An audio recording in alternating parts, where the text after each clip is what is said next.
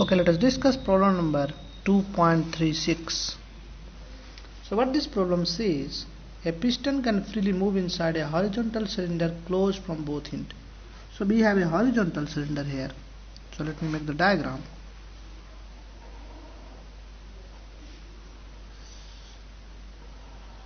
And this horizontal cylinder is closed at both ends. And there is a piston. So this is the piston. So let me make slightly something like this. So this is the piston. It says freely it can move. So piston can freely move. So free movement.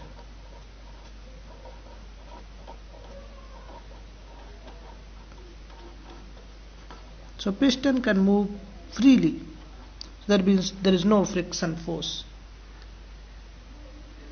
Initially, the piston separates the inside space of the cylinder into two equal parts of volume V0. So this side, these are equal parts. Volume is V0. This side also volume is V0. In which an ideal gas is contained under the same pressure P0. This side pressure is P0. This side also pressure P0 and ideal gas. So gases are ideal in nature. So you have gas is basically ideal. Are you getting? Now next part says, what work has to be performed in order to increase the isothermally. So I need to move the system isothermal. So the process is isothermal.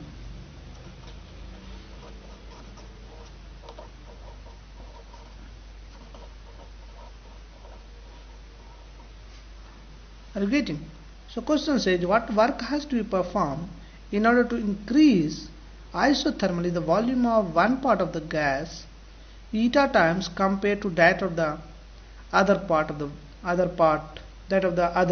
slowly moving the piston, by slowly moving the piston. So this is the initial situation. Now if I move slowly, so let us say some forces is acting here, and this force can basically slowly move this piston. So finally situation is given.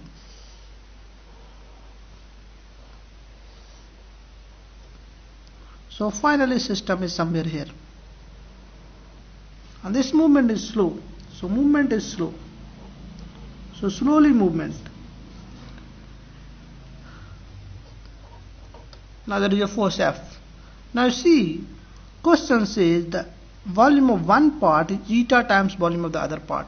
So let us say volume of this is V1. So the volume of this side will be eta times V0. So let me write. The volume of one part of gas is eta times compared to that of the other part. So let us say this side volume is V1. So then in that case the volume of this side is eta V1. So I will have the total volume will remain same. So first I will find what is the value of V1. So eta times V1 plus V1, and that is the initial volume was 2V0. You see here, so this is V0 plus V0. So from here I can find the value of V1, that is 2V0 divided by eta plus 1. So this is the value of V1. Are you getting or not? If you want, you can also find what is this distance. So let us say piston area is A. So area of piston is A. Area of piston that is given. Let us say this is A. So I need what is the distance travel in this case. So this volume is I will need, so I can say this volume was initially V0. So this volume, the extra volume we have, the extra volume will be, so I am interested in this volume. So this volume is eta V1 minus V0. Are you getting? So this is the extra volume. Extra volume will be eta V1 minus V0. What is the value of V1? So V1 is 2V0 divided by eta plus 1, and this minus V0, this is the extra volume. So I can take 2 eta V0 minus eta V0 plus V0. I'm getting, so I have to multiply by eta plus 1 and then I will have eta plus 1. So this comes out to be eta V naught minus V naught divided by eta plus 1. So we will have eta minus 1 divided by eta plus 1 into V naught. Are you getting? So this is the value of extra volume. So this is the, I have to increase this volume. What is the extra length that I have to increase? So if I divide by area, so extra length, you say, extra length that I have to expand, that is volume divided by area. So this is the volume, eta minus 1 divided by eta plus 1, this is the volume divided by area. So this is the extra length I have to basically increase. Why I am finding this extra length, you will soon understand.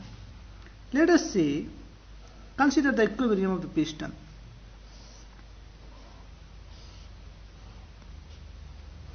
At any point of time, this piston has reached, so initial situation was here when they were at equilibrium. They have gone at a distance x. Are you getting?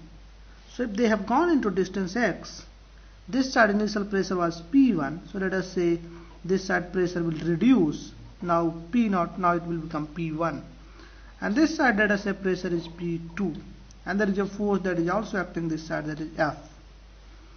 Now what is the value of P1? So value of P1 will be, because these are the pistons are freely moving and the system is the process is isothermal, so I can say PV is equals to nRT. Number of mole this side remains constant because no gas is going this side, no gas is going this side. So number of mole remains constant and the system is isothermal. So the temperature remains constant, so I can say P1 B1 is equals to P2 B2. So initial pressure is P0, initial volume is V0, now pressure is P1 and volume is V0 plus AX. You see, the volume is, initial volume is V0, now area is A, it has gone this side, so V0 plus AX is the final. So what is the volume of this? This is V0 plus AX. So from here I can calculate P1. This will be P0 V0 divided by V0 plus AX. You can also calculate P2. So let us calculate P2 in the same way. Now again I can write P0 V0 is equals to P2 V2. So this is P2 and V2 will be V0 minus AX, because this is the total volume is V0 and this the volume is AX. So V0 minus AX. So from here you can write P2, this is P0 V0 divided by V0 minus AX. Now if you see, this system is moving slowly, so this means acceleration of the piston is 0. So acceleration of piston is 0. Are you getting? So acceleration of piston is 0. So this means total force on piston is 0. Total force, sum of the total forces on the piston is 0.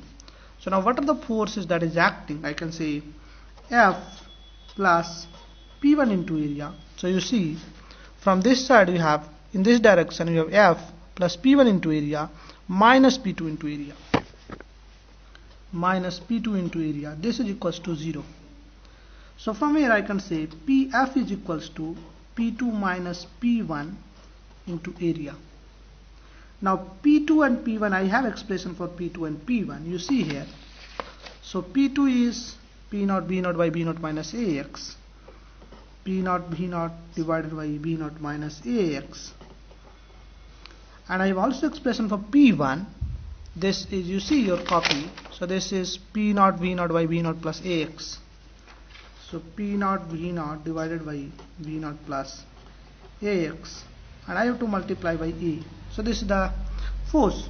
Now let us take V0 plus AX and common. So we will have P0 V0. V0 plus AX will be here and V0 minus AX and minus, so it will be 2AX. I think you are able to understand. Now this will be, in the denominator you will have V0 square minus A square X square. So this is the force. Now we have to find what is the work done. Are you getting? So how will we find work done? Can anybody give me some idea? So work done is very easy. I have to find f dot dx. This will be the dw. F I know. So now expression for f is p naught v naught 2ax divided by v naught square minus a square x square. This is f into dx. This is the work done. Now volume, initial volume was x. So let us say initial x, it is 0.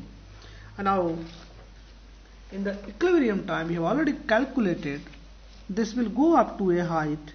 So extra length is given by this volume, eta minus 1 by eta plus 1. So this is the x.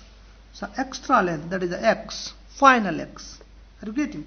So eta minus 1 by eta plus 1 b naught by a. So the final limit will be this value eta minus 1. So let me, I will plug the upper limit in the next line.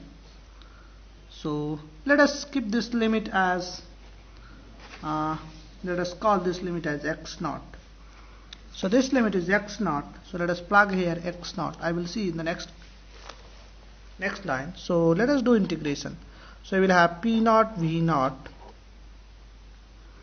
A is common.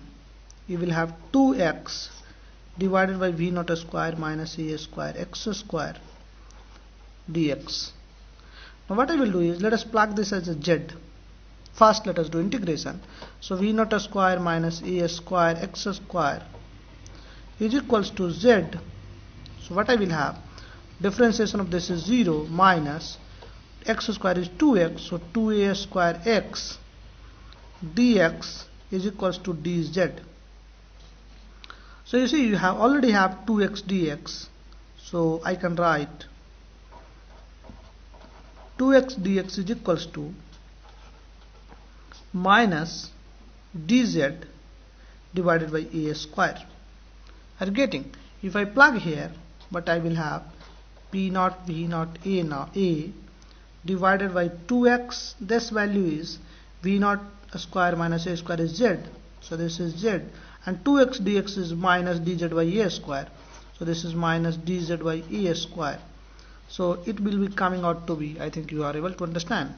So p naught v naught by a square goes out with a minus sign, and dz by z is ln z. Are you getting? Now I think you are able to understand. Now let us go back to our original.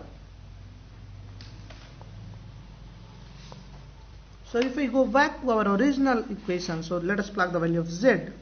So work done will be minus p naught v naught by a ln, what is the value of z? Z is nothing but under root v naught square minus a square x square. So v naught square minus a square x square. Are you getting?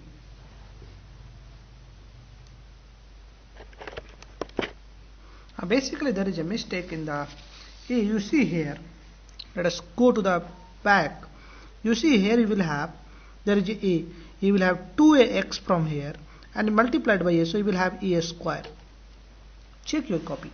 So you will have 2a square here, a square will be here. So this a square and this a square, finally there will be a square, and this is also a square. So a square basically cancel out, so you will have no a here. P naught b naught by ln z simply will have, so there will be no a here. Are you getting or not? So you will have simply this p naught v naught, so minus p naught v naught ln under root b naught square minus a square x square, and the limit is 0 to x naught, and the value of x naught is eta minus 1 divided by eta plus 1 into v naught by a. So this is the value of x naught. Now plug the value of this, you will have minus p naught v naught. When you have this upper limit, you will have ln v naught square minus x is this, so a square goes out, so a square, so you will have eta minus 1 divided by eta plus 1 whole square v naught square when you have the upper limit, minus when you have 0, so this is simply ln under root v naught square. So at the lower limit you will have this value. So this is minus p naught v naught ln. So this becomes, you see simply, so I can take V naught common, and this is eta plus 1 whole square minus eta minus 1 whole square. So let us say we will have eta plus 1 whole square minus eta minus 1 whole square. So we will have simply 4 eta. Are you getting or not? Divided by eta plus 1 whole square.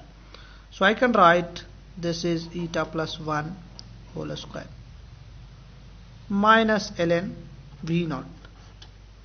So we will have simply minus P naught V naught, and this ln divided by, so we will have this is ln under root 4 eta divided by eta plus 1. Are you getting? Or if you want to, you can absorb the value of minus sign. So P naught V naught ln eta plus 1 are divided by under root 4 eta. Under root 4 eta. Oh, so basically Z is not root. So you see here, I have done mistake. Z is simply V naught square minus A square x square.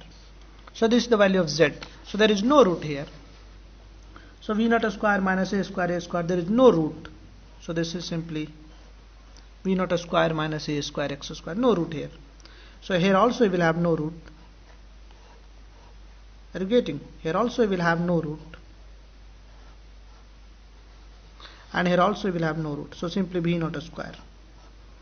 So this will be no root. So we will have 4 eta plus eta plus 1 whole square. V naught square will be here. V naught square will be here. And V naught square finally get cancels out. So we will have 4 eta divided by eta plus 1 whole square. Because there is no root. Eta plus 1 whole square divided by 4 eta. So the final answer will be P naught B naught ln eta plus 1 whole square divided by 4 eta. So this is the amount of work that has to be performed. So work performed by external agent, work performed on gas. So if this work is performed by external agent, this means this work has been performed on gas. So the work done is, you see, I can write in a vector B ln eta plus 1 whole square divided by 4 eta.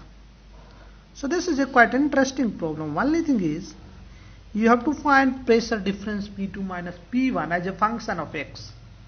And once you know P2 minus P1 as a function of x, work done can be found simply by integrating.